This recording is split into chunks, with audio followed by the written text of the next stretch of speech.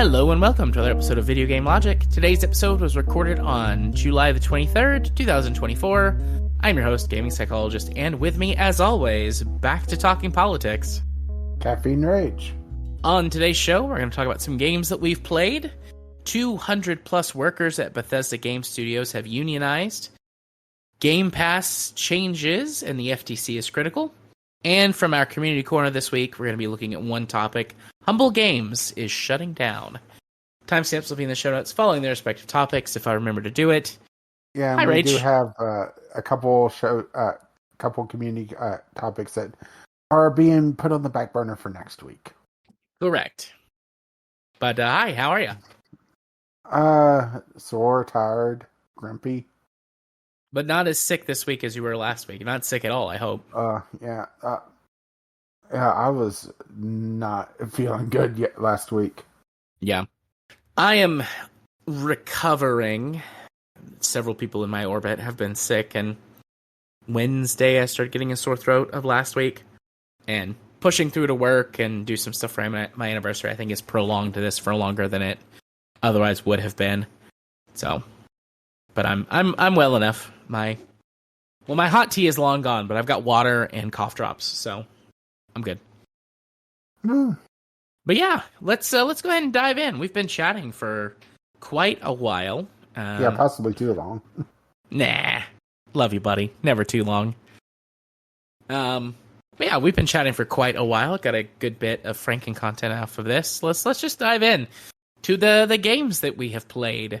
I've got technically 2. You've got 1. Mm-hmm. How do you want to do this? I mean, you could go first if you want. Sure. So we're going to start with what I'm calling my experiment. Let me give us some engine of preamble.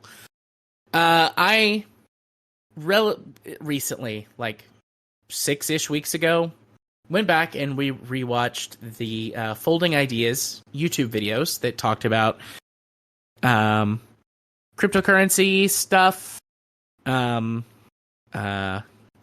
tokens, NFTs, and what's the Web 3.0 thing? Metaverse stuff, and the GameStop debacle from 2021.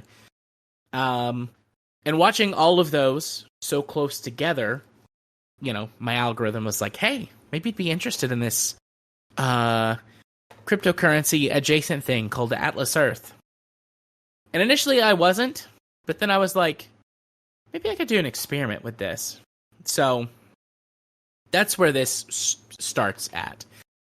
Atlas Earth is a, with massive sarcasm quotes, game where that it claims to be the first metaverse where you can buy real digital land. And I'll explain that in a minute. I wouldn't have done this at all if it was a crypto miner, because I'm not going to willingly install a crypto miner on my phone. I did some research. Attitude. Right. I did some research. It is not a crypto miner. It has a digital currency, but it just generates off of a central clock, like the server or whatever, where all this is hosted. It just, as the clock ticks, your digital currency builds up. But it's not a cryptocurrency in the strictest sense or in the literal sense. I think there are plenty of people who think that it is, based off of like spending some time on their subreddit and perusing their Discord, because there's a lot of the same cryptocurrency bullshit that shows up everywhere. People like proselytizing really for like these NFT and cryptocurrency deals and trying to get people to buy in. And I'm sure there are, rug pulls and all of that jazz that's happening in this community. But their claim of like, you can start earning quote unquote real money, instantly. It's easy to cash out. I'm like, okay, bet. Let's do it. Let's see if it actually is. It's not. I think the cashing out part actually seems pretty easy, but actually getting any money level, right? Getting to that level is not. I did a little bit of math, and then I looked up some tables, and they recently had an update that changed some of the rates, so the tables I have are not accurate. But if you start this, again, mass air quotes, game, it gives you one property, which is they're not huge. I forget what the size is, like 100 by 100 square foot plot of land or something like that. And they've gotten some, map data from somewhere, Google Maps or whatever. I don't fucking know. Probably the Open Map project. Probably. Because Google Maps would require paying into it, so. Yeah, no, this very much. Technically, this is not a scam. If you spend any money on it, you have been scammed. Because your single free plot of land pays out at something like 1 cent per year. Is like the rate at which it pays out. And you earn Atlas bucks, which is the in-game currency, by watching ads, by signing up for their affiliate programs where that you can link your credit card to your account and then buy stuff. I didn't do that. I'm never going to do that. I don't trust these fucking people with that. There's some kind of so far the only interactive game part of this is there's diamonds that show up on the map when you've got the app up, and you can walk around and collect the diamonds. But there's not even a mini game. They just appear around you, and as you collect one, you can see another one appear in the distance on the map. So I go for walks after work, and occasionally, every other day, I'll pull my phone out with the app and I'll collect diamonds as I walk around, and then use them on their random spinner wheel to earn Atlas bucks. And then again, you can watch ads for Atlas bucks. You can also watch ads to boost your payout rate, but there's no fucking point. It's a 30 times multiplier, so it's ooh, I go from making 1 cent per year to making 30 cents a year if I keep the booster maxed out at all times, which requires watching 24 ads a day, and I'm not known as that. One video on YouTube. Yeah, no, I'm not doing that. And then they want to try to keep you invest in their environment. For every 100 Atlas bucks, every $1 that you earn can be converted to 100 Atlas bucks. It costs 200 Atlas bucks to buy a new plot of land. And then, like I said, you can earn Atlas bucks by watching ads for $2 per ad. And you can spin the wheel if you've collected diamonds. I get notifications. Okay, so here's the next thing. They want to entice you to spend money and get this stuff because it teases you. It's oh, if you had 3 plots of land, then you could participate in the daily login bonuses. If you have 10 plots of land, you can participate in the local challenges, and so on and so forth. So, if you buy land, it is $5 to buy 1 plot of land. Mm. So if you bought 1 plot of land, it would take you how many years? 1 cent a year, 100 years, 500 years to get that $5 back. So you will never, quote unquote, make money on this if you spend money on it. It's wild. This is so wild to me because there's a little feed that tells you who has purchased land or who has upgraded their land. That's a new thing. You can upgrade a piece of land to legendary for 2,500 Atlas bucks, which is how much money is that? Real world dollars. $100. You can spend $100 to upgrade your parcel of land from normal to legendary. Now it gets 2 cents per year. You're correct. It does get 2 cents per year. So you can spend $100 to upgrade 1 piece of land. It's not like it upgrades all of your land, which would still be an awful deal, or it's a permanent thing. No, 1 piece. So you would have to spend $100 for every parcel of land that you have. Yeah, but boy, when that 30 times multiplier kicks in, whoo! Right. Well, so the multiplier goes down the more parcels of land that you have. Because of course it does. Yeah, it bottoms out at only a 5 times multiplier once you have, I don't know, a couple fucking thousand pieces of land. It's got other stuff to try and like all of this, of course, is psychological. It like throwing things in your face, like, if you only had this many plots of land, you could do this thing. You could participate in this challenge. If you only had so many plots of land, you could participate with our landmarks. If you only had so many plots of land, you could sell your pieces of land on the auction house. It's wild. There are people who claim, and these seem to be real world people, that they have cashed some money out of the app. So it is possible to get money out of the app. And I'm running this as an experiment. I want to see how long it takes me. The minimum amount you can have before you can cash it out into US dollars or your local currency is $5 US worth. So I'm running an experiment to see how long it takes me to get $5. I'm not going to spend any money at all. I watch the bare minimum of ads because I don't want to sit around and watch ads on my phone.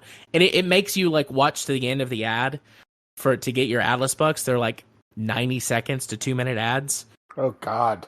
And so it's long enough that my phone will go to sleep. And like I'm not changing my phone settings. So like it's usually like whenever I go to like take a shit, I'll watch the ad. Watch an ad. And it limits too. You can only watch 3 ads an hour for Atlas bucks. You can watch as many ads as you want for boosts, the multiplier boost, but only 3 ads per hour for free Atlas bucks. It feels like a relic from an older time when like phone mining was a thing. Yes, it's weird. There's other ways that you can get extra percentage increases on your payouts. You can get passport badges for areas. Your local area, every local area that I've been to, like Ray County, which is the county that I live in, or big air quotes, Dayton City for Dayton, Tennessee. Like there are local badges. Then there's a state badge for every state. There are country badges for countries on Earth. They give you bonuses in like your passport, like percentage payout. That's kind of neat. That's the only thing that I'm like, that's kind of neat because it's like you can use this as like, here's the places that I've been.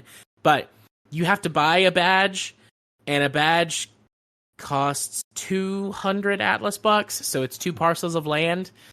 So it's like, if you're truly trying to like make money with this thing, until you hit a threshold where the percentage is worth more than a single plot of land, you never want the badge.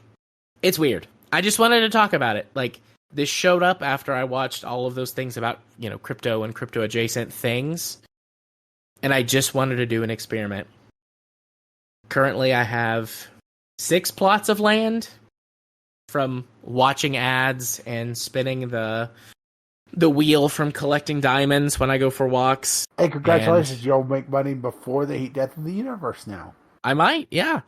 Currently, in the beginning, like when I first started, I was kind of enthusiastic before I actually did the math. And I was like, yeah, I'll watch a bunch of, ad boosts. I have 5.5 cents built. I've been doing this for 6 weeks. So, there we go. I'm pretty sure it's cost me more in electricity to charge my phone than I have made with this. But, fuck it. It's an experiment. We're doing this for science. So, if there's some weird or new interesting feature or some piece of news that happens, I'll talk about it. Otherwise, you won't hear about this game from me again until I get $5 out of it. Yeah. I don't know. Weird thing. It's a weird thing. Keeping my brain occupied a little bit. What have you been playing, sir? So, I've been toying around with the Steam Deck a bit more. Yeah, the mighty Steam Deck. Of course. And I didn't spend a lot in this past Steam Summer Sale. I may have sent out a gift or two that may be Game Club related coming up, possibly. Of course. But I kind of wanted a major game for myself, and then I bought a bunch of DLC that I need to actually get into again. And I wanted a game that I could just tool around in, but still have a story to, really sink my teeth into. So I was going back and forth between Marvel Spider-Man and Cyberpunk.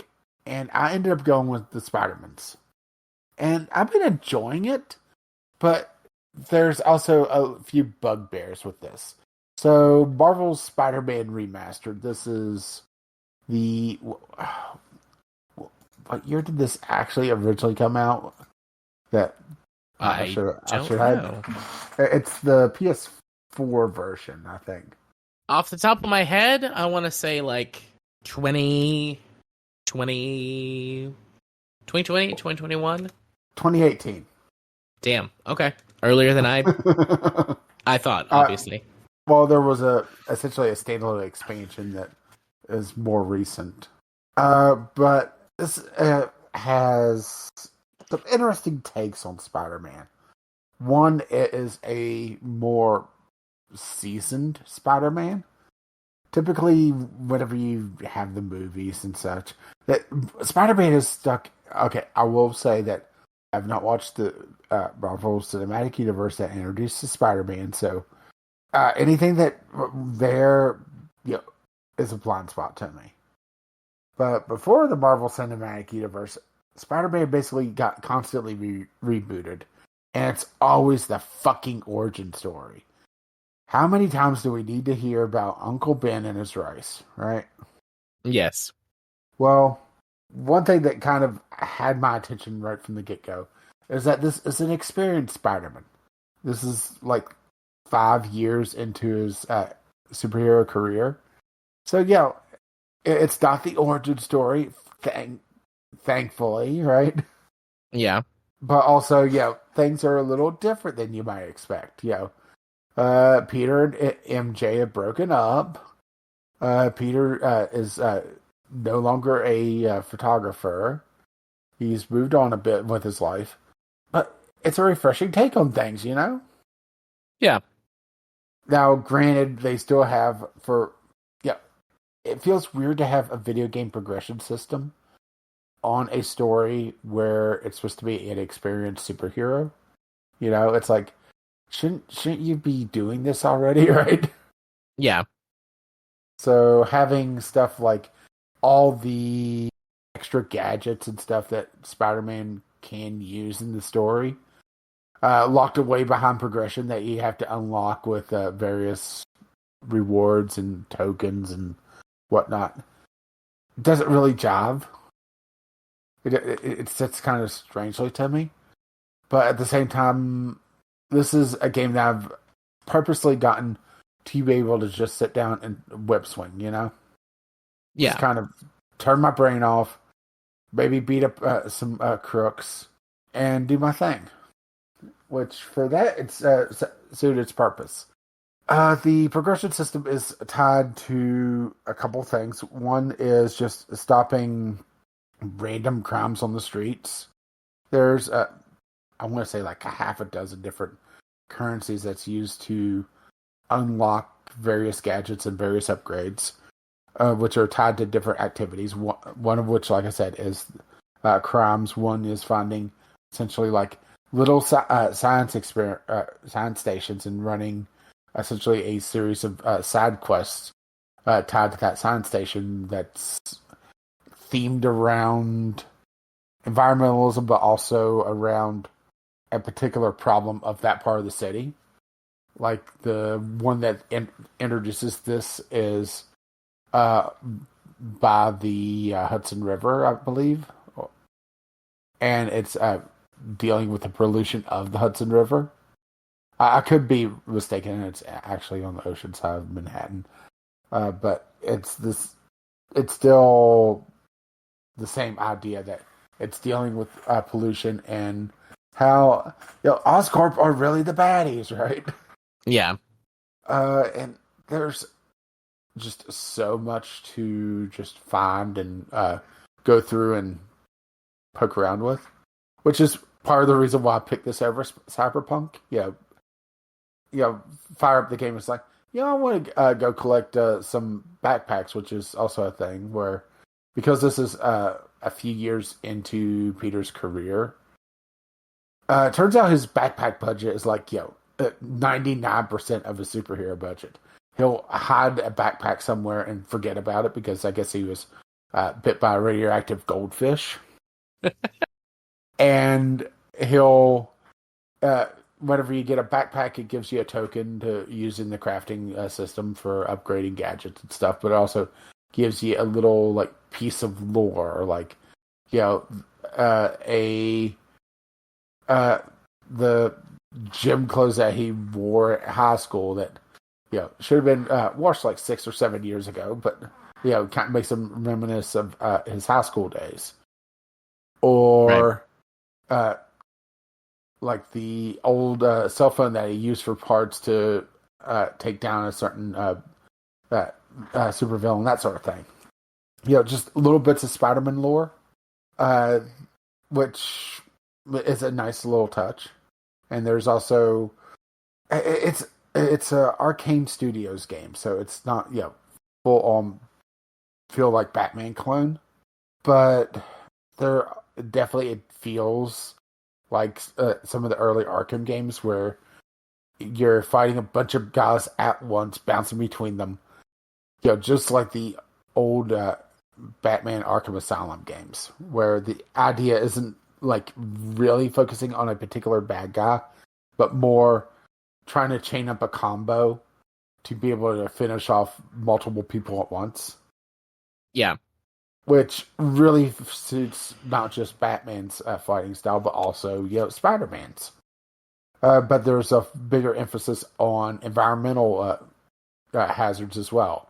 Be able to grab, like, whip swing, grab a manhole cover, swing it around, and knock somebody out. Yeah, because that's totally not going to fucking kill them, right?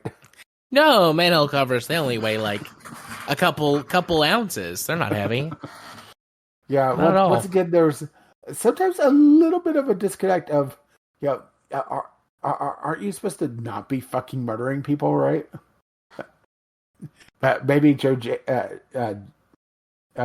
is correct, right? Yeah, maybe that guy's got a point. He's kind of an asshole, but he's still got a point. Which in this game, he has a podcast, by the way. Yeah, I've seen that. I've never played it. I don't have a PlayStation. I have a PlayStation, and you know, I know it's on Steam now and stuff, but like it's just kind of passed me by at this point. I will say that it works well on Steam Deck. I do have it locked at 40 FPS, just even things out. Yeah. That's where it typically dipped anyway, was into the mid 40s, so capping at 40 gives me a little bit more battery life, and you know, makes it so that it doesn't dip because, you know, it has enough power to deal with that. Yeah. One thing that it drove me nuts until I figured out what it was doing is that the official Steam Deck controls for it has the camera controls not just on the right stick, but also on the gyro. And it drove me bananas because I couldn't figure out why the camera kept, you know, ever so slightly moving. Because that's kind of the main, like, whatever your web swing, that's how you're steering. It's, you know, you're driving with the camera. It's like, what, were you bitten by a drunk spider? What's going on here? Although there are some times that Spider-Man gets a little confused about what I'm trying to do. There's an element of, like, automatic parkour in the movement that sometimes gets a little stuck on geometry. Yeah. You know, like trying to dodge a bad guy, and Spider-Man got, like, stuck on the side of a car for a bit. Not ideal, but I have had fun with it. It is a good time waster, and, you know, once I dive more into the story, I'll be able to talk a little bit more about that.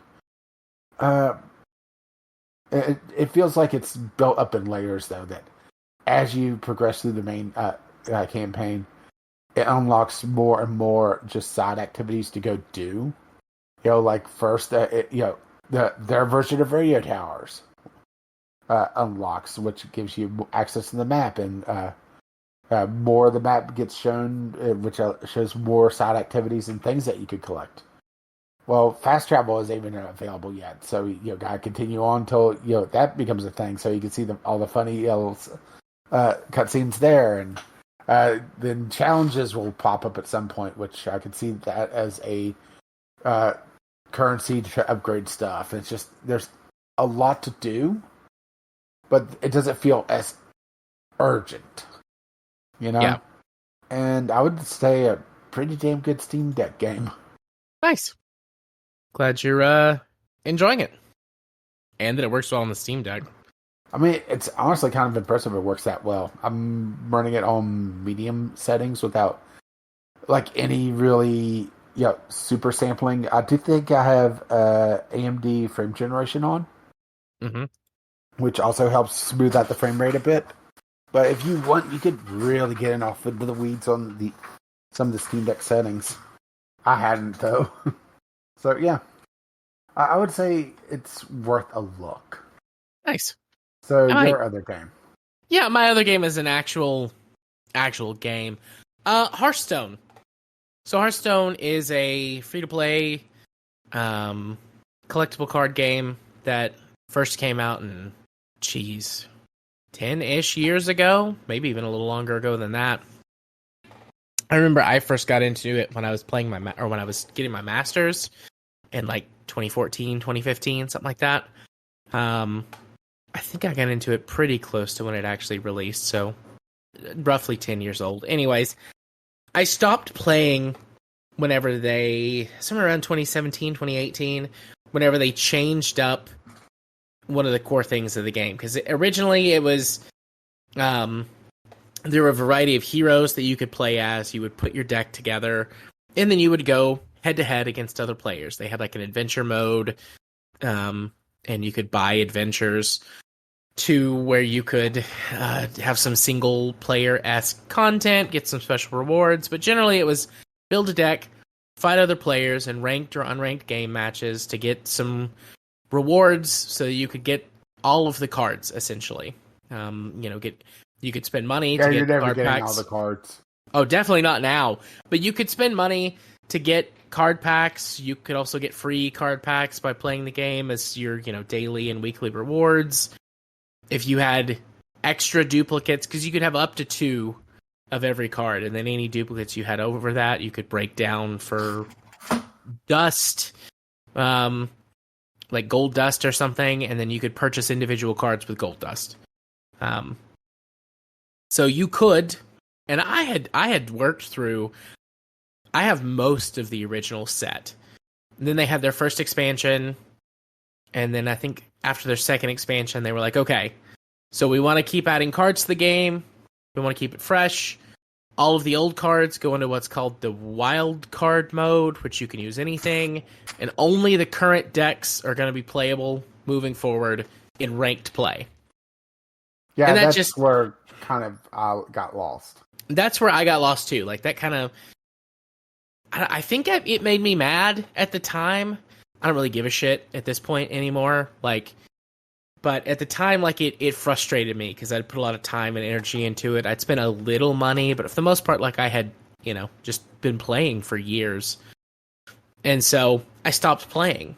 Well, recently, within the last 6 months, and I used to play with Katie, we would play together. About 6 months ago, she started playing again. And she was like, hey, I'm playing Hearthstone again if you want to play. And I'm like, sure, I'd play Hearthstone with you. She's like, they got this new mode that I play a lot called Battlegrounds. So Battlegrounds is primarily what I play. They've added some other stuff, I'll talk about it. But Battlegrounds is a deck builder, as opposed to a collectible card game, it's a deck building game. And so it's air quotes battle royale-esque. There's 8 players, and there's a team mode where you can have a partner, or you can play individual, and those are separated. There's different sets of cards for each one, which I think is pretty neat. There's some overlap, some basic cards, but there are special team cards that show up only in the team mode that play off of the fact that you have a teammate that you can trade cards with and do other stuff with. But it's 8 players, and there is a random selection of heroes. You get 2 to choose from, unless you unlock the special reward that lets you have 4 to choose from. But it's like there's no duplicates. Just everyone is sort of randomly dealt at least 2 choices that you can have for a hero. And the heroes each have their own powers. And you want to try to build a deck, you want to try to build a board that synergizes with your hero's power to give you stat boosts or more cards or whatever. And everybody starts with 3 gold coins and no cards, and you get to buy your first cards. And it just, there's a round. You'll get, the time gets longer as the game goes on because obviously it gets more complicated as you build up your board to fight. But at the start of every round, you get random cards that you can buy or acquire by other means. Like there are certain things that let you just pull a free card off of the ones that are laid out for you to get, or that maybe can absorb them to get bonus stats or whatever. And then right now, there's a thing called the buddy system, where that every hero has a buddy, which somehow plays off of their hero power. They synergize in some way. Like, for example, and like I don't fucking know any of the Warcraft stuff, any of the new stuff anymore. But there's like this paladin lady, and her power is, you spend 1 gold to activate her power, and it gives 2 random minions on your board stats. It starts out as +1 health and +1 damage. So it's like permanent. And then as you level her up, as you level up your board, then it gives you more stats. Well, her person is like another paladin, and the paladin doubles whatever the bonus is for the rest of the game. And whenever you get the buddy and play the buddy. So as long as you have the buddy in on your side of the board, then you get that extra bonus. And so that's what you're trying to do. And you just play against these 7 other players. Every round you fight somebody. If you win, you deal damage to them based on the level of your tavern, which is where you get, because there's the tiered cards 1 through 6. I think it went higher than tier 6 in the collectible, but like tier 6 is as high as it goes in Battlegrounds. And so you do a base level of damage based on what your tavern level is, plus all the damage for the levels of your monsters or for your minions. And you do this round after round until there's only 1 person left, or in the team battles until there's only 1 team left, and then they win. It is a lot of fun. It takes, unless you get eliminated really early, it takes about 20 to 25 minutes to play. And it's because it's random every time. The hero powers are random. The cards that are in the game are random. Before every match, it'll tell you, like, these are the minion types that are going to be on this in the tavern for people at this time. And there's a shared pool. You buy cards out of the tavern, you get them in your hand, you play them. If you sell the cards later, or there are other ways that they can be removed from play, if any of the cards get removed from play on the board, they go back into the tavern to be purchased by either yourself or other players later. So, maybe there's beasts, mechs, demons, and elementals in this game, and so you can try to build a strategy based off of what is in those card pools once you learn those card pools. Or maybe there's a good strategy where it's like, this will synergize, these mechs will synergize with these demons because of their death rattle effects, that they can, summon extra minions or whatever in the middle of the fight. And so you're like, okay, I'm going to try to build that. Or maybe, you've got a hero that works really well with beasts. So you're like, well, fuck it. I'm just going to try to go all in on beasts this game and build a board and a deck that works well with beasts. It's really good. It's very chill. It's very relaxed. 20, 25 minutes to play a game most of the time. Like I said, unless you get knocked out really early or kind of wind up in a weird situation where it's like you get to the end and you're just kind of deadlocked against another opponent. And there's no clear, like, strongest player, so it winds up going on for a long time. And typically I play 1 game during lunch at work. I play a couple of games otherwise during the day, sometimes in the morning when I'm drinking my coffee. sometimes in the evening, like if I'm eating a snack, or I mean, I played 2 matches before we, like when I ate dinner tonight, came up here and played 2 matches while I was eating and just watching some stuff on YouTube. It's really good fun. It feels pretty balanced.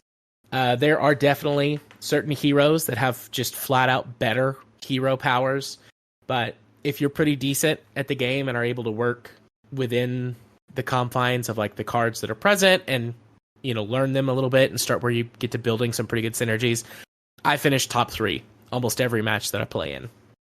And then sort of that last little push is like, okay, did I get a better hero? Did I happen to get really lucky and get, you know, some really good card pulls, some really good synergy on something? Or do my opponents just seem to be kind of brain dead, you know? But reliably, I can get to the top 3. It is very good. The other stuff that's in the game, of course, there's the classic Hearthstone thing.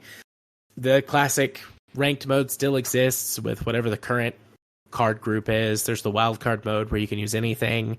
Adventures still exist. All the old adventures are free. The newest adventure costs money, but all the old adventures are free, so you can play all of the old single player, air quotes, single player content, get those rewards. They've got something called Mercenaries mode, which is got some RPG elements in there. You have heroes that you grow their power over a set series of missions or story battles. I haven't gotten very far in Mercenaries mode yet. So far, that's been free. That feels like a dead end. That feels like something that they tried and it didn't work, and they just kind of dropped it because it's buried in like the other game modes section. Because like right up front, it's like, you know, quote unquote classic Hearthstone, Battlegrounds. Those are like the 2 things, and then there's like other modes, and that's where you can find the adventure, you can find the Mercenaries mode, and you can find their Tavern Brawl, I think is what it's called. Yeah, that pops up every so often. I remember that back in the day. Yeah, Tavern Brawl still exists, where there's like special rules or whatever when you play that. I haven't even tried to play Tavern Brawl. I don't know if anybody still plays it. The Battlegrounds feels I remember Tavern Brawl being fun when it worked. Yeah. But for me, because I didn't have a ton of cards, it was always whenever it was like set decks or very restricted decks. Mm-hmm. Whenever it was a more open format, it was just terrible for me. Yeah. So, I mean, I'm slowly kind of checking out those other modes now that I've hit like a pretty good understanding of the current Battlegrounds. And of course, there's a Battle Pass. I've maxed out the free Battle Pass portion. I'm not paying money for it. It's like, it's all cosmetic shit, and card packs, and the game's currency, like the new currency, like runes, I think is what they're called. And like more dust. You can get more dust for buying cards. Like, it's whatever. The thing, though, in to get 4 heroes in your selection is in, like, if you buy the premium battle pass, which I'm not fucking doing that. Because of course it is. Of course, yeah, of course. So, but, you know, I've been enjoying the shit out of it. Like, I'm waiting for the next season. I think it's season 7 of Battlegrounds is the one that just finished. And they're like in between seasons because they just released their next, I don't know, card set. I don't fucking know what it's called. I'm not paying attention to that. I don't care. Battlegrounds is a lot of fun. I enjoy playing it. To play it is free, generally speaking. Like I said, I can get in the top 3 almost every game. It's fairly skill-based and oriented. There are luck elements, but, you know, it's good. I like it. I've been playing it pretty steadily for 5 or 6 weeks now, and I intend to keep playing it. So yeah, Hearthstone, free to play. Maybe I'll try it out. So yeah, that's the games we played this week, and like I said earlier, an experiment. So let's move on to our news topics. First news topic of the day, or of the night, 200 plus workers at Bethesda Game Studios have unionized. Yay, unions! I have a feeling this might be a bit of a shorter one, but it's more, highlighting the fact that this happened, right? Yeah. Especially Bethesda, because that's a fairly high-profile one. Yeah. See, I'm looking through the articles. And one I don't think that Microsoft will just pull a plug on because, oh no, we happen to need to downsize the one game studio that just unionized, but it totally wasn't because of the union. So the big thing that I've seen and heard about this is that it's not just like, because a lot of the video game unionization that we have seen, not exclusively, but the majority of it has been, QA testers or this, group at this developer have unionized. Yeah, but this is wall to wall. Yes, this is and Microsoft is recognizing the union as well. Yeah. I mean, I think that this is a good timing, like, for better or for worse with everything that's been going on, like, Microsoft has been under a microscope and talking about, like, what the FTC actually is going to do and how that's going to play out. And, like, we're going to talk about at least a smidgen of that here in a minute. But this has meant that, like, Microsoft absolutely cannot union bust this without facing a lot of scrutiny in the public eye and potentially, legal pushback. So I think that the people were like, yeah, absolutely, we're going to take advantage of this opportunity and unionize the fuck out of this company. And I wish them all the very best. Mm-hmm. I'm sure there will be some hurdles along the way, but overall, this is nothing but positive news. This part here. Yeah. So on to the kind of negative. Yeah. Let me get back over here. You're right. That was much shorter. Okay. Game Pass changes, and the FTC is critical of that. Yeah. So this is kind of two stories kind of mashed together, which I don't know why my link's kind of screwed up there, but so the main part of this is Game Pass is getting some major overhaul with a new tier without day one games on the console side of things, a bit of a price bump on the PC side of things as well as the console side of things. Ultimate remains the same, but they also are putting a harder cap on how much you can build up on your overall prepaid time with gift cards. Yeah. Which feels weird to me. I would assume that's just an attempt to get people to accidentally give them money with recurring subscriptions because they can't put so much gift card time on. Like, I can't imagine why they would do that otherwise. Yeah, so here's the full rundown because it's kind of an itemized list. Game Pass for console will be shuttered for new users only, with current Game Pass for console users being allowed to maintain their subscriptions as well as day one games and the full library.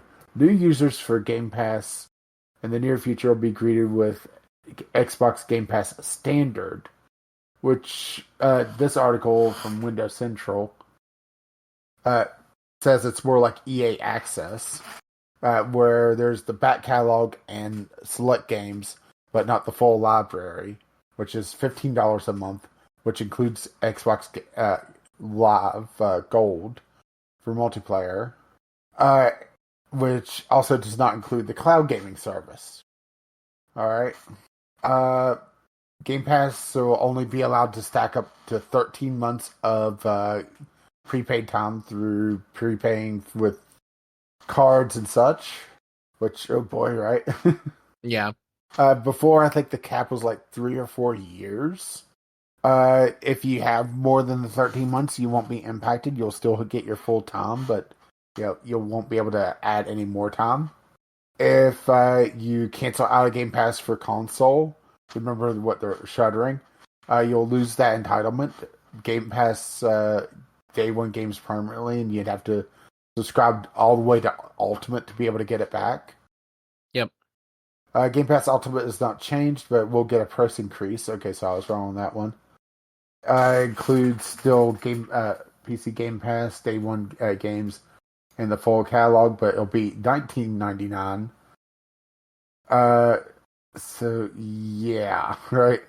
I think it's. I don't know what the current price is because I haven't had Game Pass Ultimate in quite a while, and I was using reward points for that. Game Pass Ultimate. Of course, they just have the $1 deal because, of course, right? Yep. Yeah, I'm trying to find the proper price. Yeah, Okay, I'm just staying quiet for ease of editing on my side. So it looks like it's already been bumped up to $20 a month, unless I'm mistaken something there. PC Game Pass is going from $9.99 to $11.99, so not a huge one. But yeah, I believe that's already happened. I think my Game Pass for this month was. Yeah, I think it has as well. So a lot of these price changes and alterations have already taken place. Game Pass will still get day one games, so that hasn't changed. Game Pass Core, Xbox Game Pass, Xbox Live Gold multiplayer, annual increase to $74.99 from $59.99, but will remain $9.99 a month. Right? Yeah, I mean that's already $120 a month plus tax based on your region. Or $120 a year, rather, plus tax for your region if you pay it the monthly rate. It looks like for users with recurring billing, new prices take effect on September 12th. So, okay, current users won't be affected till for 2 months ish, a month and a half, somewhere in there. Just damn, right? Yeah. I mean it's not wholly unexpected. No. Oh. Excuse me. That's snuck up on me, choking on my own spit. Well, we both talked about how good a deal Game Pass is, especially on PC side of things. Yeah, we've talked about that for years, and we've always said, like, it's not going to last. If this is successful, it won't last, because there'll be a lost leader until they push all, or at least enough, of the competition out of the market, and then they'll start raising their prices. Yeah. I mean, I don't think this prices me out of it just yet, but if they continue pushing PC Game Pass price up, it's not going to stick around for long for me. Yeah, I think if they push PC Game Pass price up to, for me, I feel like, let's see, what's it going to now? What was it? What did they say? $12 a month? Yeah, $12 a month. Mm-hmm. I would say 15. I think $15 a month would probably push me out. Yeah, I just don't probably use the same as well. Enough. I use it enough with enough new releases to justify, easily the $10 a year. I play at least a half a dozen games on Game Pass every year, and if I was buying those games even on Steam sale, the math adds up for me. It checks out. Yeah, I'll keep around with a couple new releases every month. Yeah. Usually a game that looks intriguing, but I don't think I want to put the full even wait for a Steam sale. There's the Sushi Robot game that came up pretty recently on Game Pass. Not my jam. I tried it, it didn't click for me. But I wasn't really out of anything, Yeah. I mean, right now, other than... Well, I never uninstalled another Crab's Treasure. Games that I own... I've got My Time at Sandrock installed. I intend to play that soon. And then I've got a game Little called Kitty Big City's fun. I've got Galacticare installed. I haven't played that yet. But I mean, probably honestly, I probably do 1 to 2 games a month. So it works out for me. But some of that is just curiosity, games that I would never buy unless they were on an extreme discount anyways. But it's it's there, I'll try it. But at $15 a month, I don't know if that math works out for me anymore. I just don't use it enough, I think, to justify that. And it's so weird, too, how, just a few dollars a month can change that math in my brain. In the grand scheme of things, I could afford it. It wouldn't, it would take it doesn't break the bank, but the thing is that, and that little change. Yeah, it's like it's a mental thing. Like it would take just a tiny little nibble out of my, monthly fun money budget. Like it wouldn't really move the needle. But in my brain, it's like, I feel like that's too much for what I get out of it. I don't know, man. I don't know. Or it also is, we've talked about before, the impulse buy price, Yeah. Where, if you have cheap, like, chocolates at the supermarket, right there at the checkout, if they put higher quality stuff there, would people grab it? Probably not. Yeah, because I'm not looking to spend $5 on a candy bar at the checkout line, but $1, maybe even $2, hell yeah, I'll eat that up. And I view Game Pass as kind of the same way, where if they continue to price it where it's easy to just like, I played a couple games this month, it was worth it.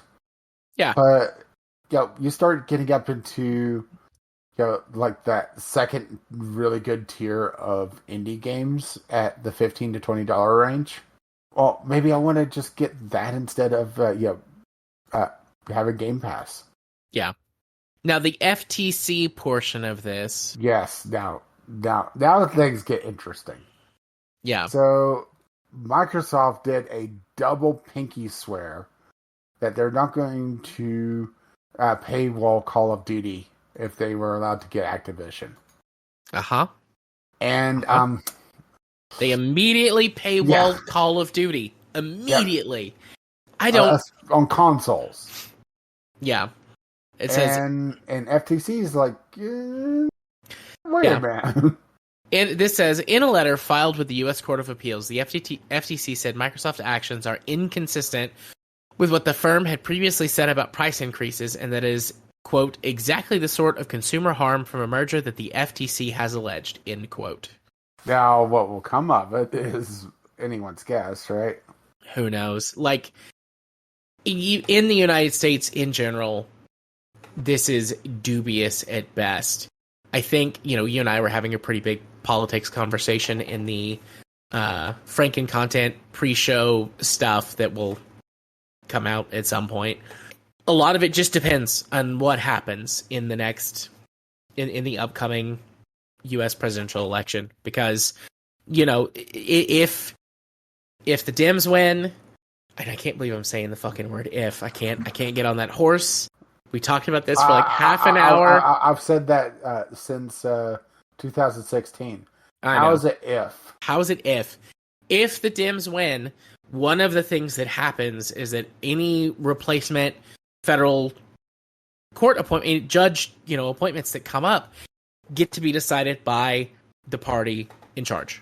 And so there's the possibility that this, goes into whatever district or whatever circuit court that the appeal goes into, that, maybe it gets to be replaced by a more progressive judge who actually, slaps them with some, legal mandate or even some kind of sanction. The fucking technology. Or maybe even understands the fucking technology, yeah. So maybe, because this kind of challenge in court would still take months to go through, And we're also in a weird situation. One of the recent Supreme Court cases at the end of the summer term or whatever was about limiting certain aspects of power of agencies like the FTC, meaning that things like this would have to be tried in court individually anyways. And I don't claim to understand all of the implications or ramifications of that, other than it's like, a GOP like right-wing way to try to gut power from federal agencies to push stuff into the court where that they are strong. Like, listen to the 5-4 podcast if you want to know all about that. That's where I get like all this information from. But it's like, who knows how long this would actually take to meander its way through the court system. So for right now, they're going to get away with it. Just like, I just don't think that there's any way that they don't get away with it for now. But in 6 months, a year, we'll be back here again. Like, here's what happened. Here's how the court challenge went. But it's like, you and I said this. Like, we said that something like this would happen. Mm-hmm. Or you're also thinking that Microsoft has a mobile game like 4D chess going on, Yeah, which might still work out. yeah, but it's just, yeah, this is expected bullshit. Yeah, not surprised on this part of the story either. Yeah, I mean, it will be interesting to see what happens. Microsoft has, lost these kinds of cases before, especially, the one that everybody kind of calls back to was in the 90s with Windows, whenever they got slapped for monopolistic practices. Like, yeah, with Internet Explorer, wasn't it? yeah. I think that was what started it. Because it was like the only other way to get a web browser was to use Internet Explorer, and Microsoft was blocking access to download other Internet Explorers, or other web browsers, rather. Yeah. And they got in big legal trouble for that. So, maybe this is Microsoft flying too close to the sun and they're about to get slapped again. Yeah. Only time will tell. And it all just kind of depends on the next 6 months and then subsequent years of policy and legal changes. I'm doing the arm pump of well, we'll see. Stay tuned, kids. We'll see what happens next time on Bullshit Legal Cases in America. Well, speaking of bullshit. Indeed. Let me get back over here to the topics list. In our final topic of the night, one that we already had on the show notes, but that came to us also as Community Corner, Humble Games is shutting down. Yeah, for those who are blanking on Humble Games, because they're a publisher, so not really a developer of Wild at Heart, Forager. We had Void Bastards as a game club at one point. That's them as well. Tim Tim, which makes you wonder about the future of Tim Tim, because I know that was well, not really indie, but a little bit of a internet darling for a while. Then they kind of fumbled that. Yeah. Oh, breaking news. Beep, beep, beep, beep, beep, beep, beep, beep. Update. Humble Games has confirmed whilst it is undergoing major restructuring, the company is not, quote, shutting down, and, quote, upcoming releases are not affected. Yeah, that's nice. Anyway, as I was saying. Right? Sure, carry on. I just saw an update at the top of this article from right before we started recording a couple hours ago. Yeah, sure. Intercept Games is still a thing because it has a filing somewhere. But yeah, empty office building does not mean that it's dead. It's just. Oh yeah, I mean, I 100% could buy that this was no, we're not. We're putting out the wrong messaging, and then still. Yeah, actually, the Sushi Robot game I talked about was a Humble Games game. Yeah.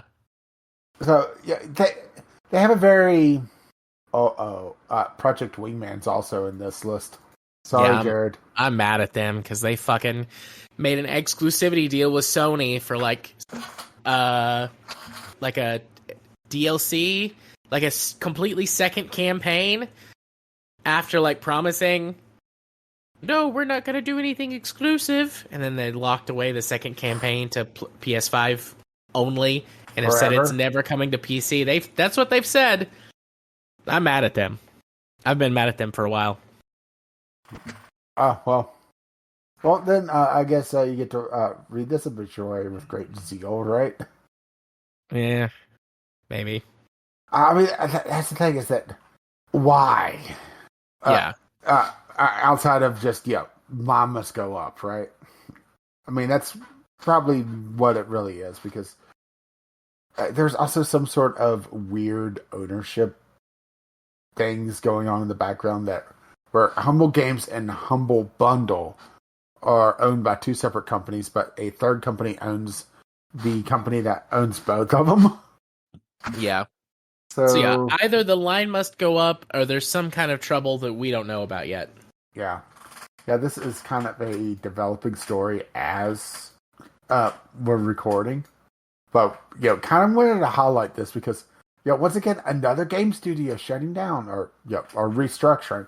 At the very least, restructuring sounds so much better, right? I mean, it looks like that there were 36 employees who were laid off. So regardless of whether or not the company is shutting down or restructuring, 36 employees as of this moment have lost their jobs as a result of this. Well, throw them on the pile. Yeah, throw them The on the line must pile. go up. Both of the lines at this point. How many people have been laid off, and to ensure that the profits continue to go up.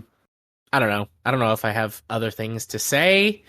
Because this kind of like lines up with so many other things we've said at this point about so many other developers and situations. Like, this sucks. We hate this. The industry has got a lot of problems, especially with major publishers or major holding companies. And just sort of capitalism in general, that, late stage, unfettered, unsustainable, mine must go up capitalism. So it's like, I don't know, all that stuff probably applies to this situation too. And it sucks, and I feel bad for these people who've lost their jobs. The phrase, "it's not fair," gets scoffed at a lot because it's like it's childish, but just because it's something like, even if that is true, which I don't think it is, I talk about this with people in therapy all the time, it doesn't make it any less true. The situation is not fair. People who don't know what they're doing or, are behaving extremely selfishly are helming so many of these companies into the dirt and costing people their livelihoods. And so, even if "it's not fair" doesn't fix anything, it's really fucking not fair, and it sucks. Agreed. I mean, I'm not sure what else I could really add on to all that. Yeah. So since it is late, I doubt you want to do a discovery queue, but I saw something in my discovery queue that I gotta share. Sure. Share away. So this will be like, I must show Jared this game. I have no idea how good it is. Okay. But I think this is up your alley.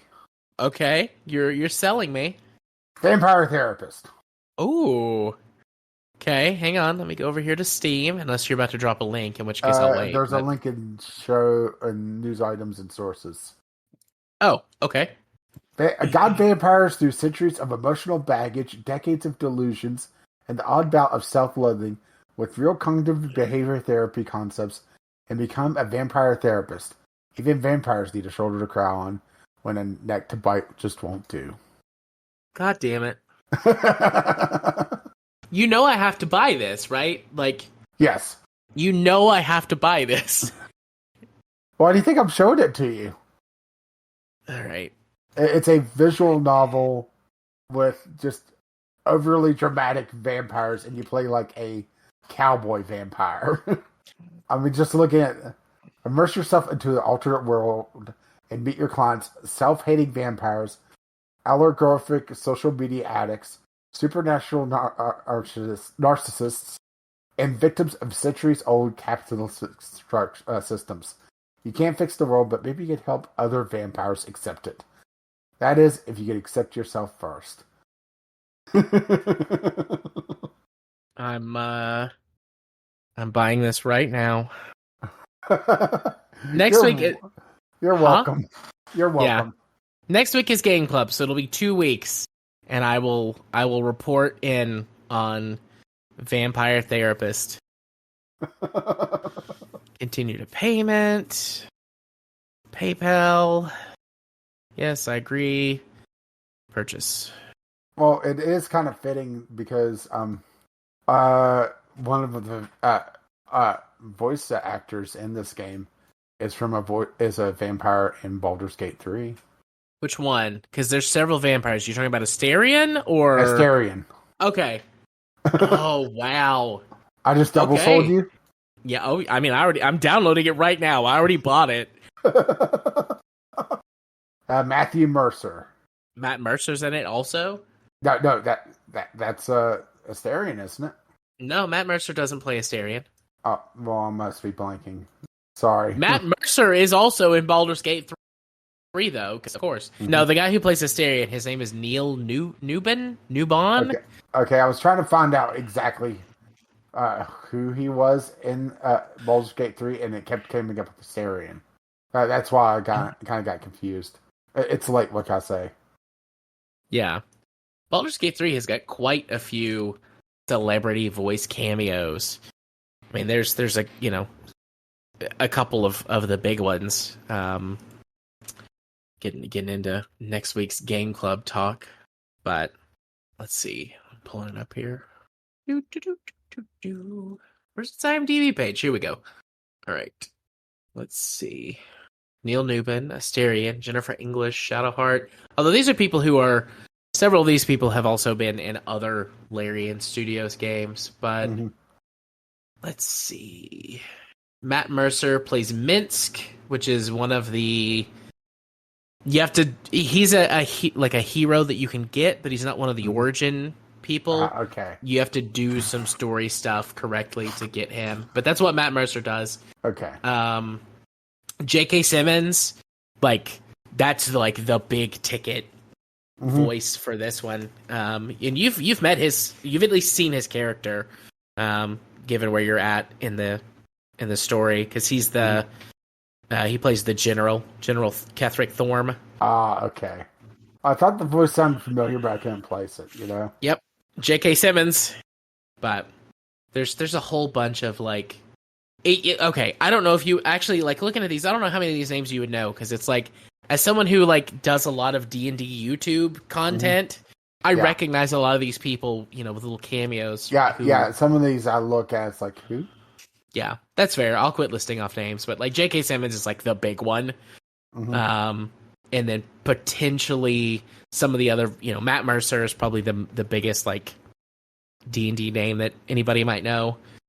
But then also several of the other people who have voiced Larian Studios games before. Pretty much all of the principal cast has had roles in their other games. But anyways, I'll stop talking about it for now. Yeah, I saw that in my preview of the Discovery Queue, how it shows the first view. Yeah. It's does that say therapist? So I quickly cycled through to that. It's oh, I know somebody that's going to want to see this. Yeah. Probably cost them money. Let's see, who is Matt Mercer playing in this, though? Matt Mercer has got a lot of really weird roles from before he was famous. Because he used to do, he was a voice actor.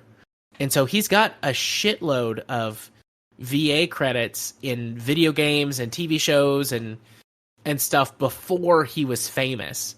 So, he shows up in, several of the Ace Combat games as story characters, and let's see, he was already famous at this point. Attack on Titan, Guild Wars 2, Sword Art Online. He's in several episodes of SAO.